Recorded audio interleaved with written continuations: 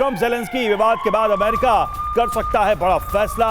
Europe में तैनात सैनिकों को वापस बुला सकता है अमेरिका। यूरोप से 20,000 सैनिकों को वापस बुला सकता है अमेरिका। यह बड़ी जानकारी सामने आ रही है।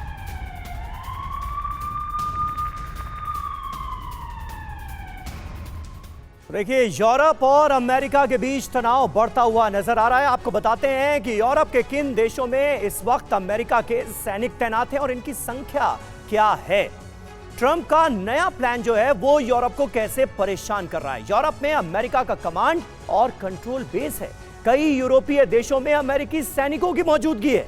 अमेरिका यूरोप से अब इन्हीं सैनिकों को निकालने की बात कर रहा है। ऐसा हो सकता है, यह मुमकिन है। यूरोप से 20,000 सैनिकों को निकालने पर विचार किया जा रहा है। यूरोप में अमेरिका के सैन्य ठिकाने कहां हैं वो भी आप देख लीजिए। जर्मनी की बात करें, यूरोप में अमेरिका का कमांड मुख्यालय है जर्मनी में, और यहां से भी कहा जा रहा है कि 35 से 40 हजार सैनिकों की यहां तैनाती है, तो यहां एक बड़ा रिडक्शन हो सकता है। इटली की बात करें, एयर और नेवी बेस यहां पर इटली में मौजूद है और 12 से 15 हजार सैनिकों की तैनाती है। पोलैंड में अगर देखें तो कॉर्प्स हेडक्वार्टर और मिसाइल स्टोरेज है, यहां पर सैनिकों की संख्या 10 से 12 हजार यहां पर है। जी हाँ, इसके अलावा अगर बात की जाए ब्रिटेन की, तो अमेरिकी वायुसेना की यहां पर तैनाती है और यहां पर भी यानी ब्रिटेन के अंदर अमेरिका के 9 से 10 हजार सैनिक डिप्लॉय किए गए हैं। यहां पर इनकी तैनाती है। वहीं अगर रोमानिया की बात की जाए तो मिसाइल स्टोरेज यहां पर है। इसके अलावा 1500 से 2000 सैनिक यहां पर भी रोमानिया के अंदर भी तैनात हैं। एस्टोनिया में अस्थायी और रोटेशनल ठिकाना है और यहां भी 2 से 3 हजार सैनिकों की तैनाती है।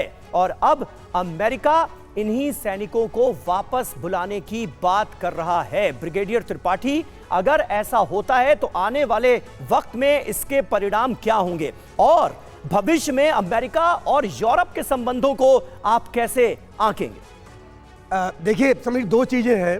पहली बात तो कॉस्ट फैक्टर, जो मैंने कहा था कि ट्रंप ट्रांजैक्शनल प्रेसिडेंट है जी। एक रिपोर्ट के मुताबिक एक सोल्जर जो अमेरिका का डिप्लॉयड है बाहर, उस पर जो खर्च आता है तकरीबन 1 लाख से लेकर $1.5 लाख पर ईयर है।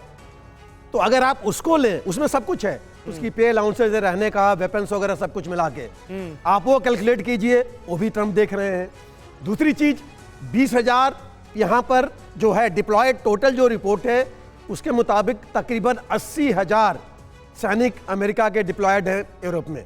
अब अगर 20,000 निकलते हैं तो यहाँ पर डिप्लॉयमेंट करेगा कौन, कहाँ से आएंगे सैनिक?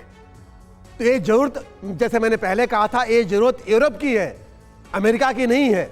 और ये ट्रंप बड़ी अच्छी तरह बता चुके हैं यूरोपियन यूनियन को कि आप अपना सिक्योरिटी देखिए, अपने ट्रुप्स वहाँ डिप्लॉय कीजिए, हमारे वहाँ नहीं रहेंगे। आपको याद होगा जिस इसकी बात हो रही थी कि जो डीमिलिटराइज जोन होगा, वहाँ पर ट्रंप ने बहुत पहले कह दिया था जी अमेरिका का कोई सोल्जर डिप्लॉय नहीं होगा, यानी कि वहाँ भी डिप्लॉयमेंट होगा तो यूरोपियन सोल्जर्स होंगे जी। और सबसे बड़ी चीज, अगर वहां झड़प होती है अमेरिका और इन यूरोपियन सोल्जर्स के बीच में किसी भी चीज पर, तो ये युद्ध काफी आगे बढ़ सकता है।